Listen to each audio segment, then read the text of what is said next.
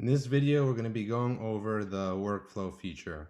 So workflow takes automation to the next level. First thing you want to do is go ahead and click create, and you'll be prompted with a series of questions. First, we want to name it. So I'll go ahead and say test. Second, we want to choose the type of activity. Do I want to connect? Do I want to message in bulk? Do I want to visit in bulk? Let's just go ahead and let's say connect. The third thing is we're going to pick our campaign. So again, we're going to use this marketing campaign. And then we're going to go ahead and pick a template.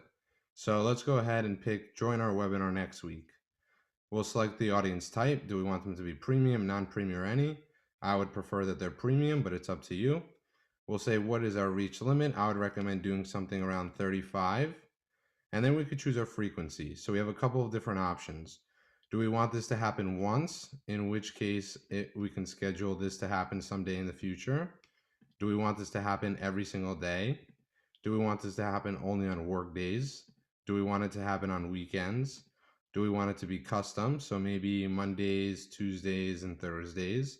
Or do we want it to happen monthly? And what day of the month do we want it to happen?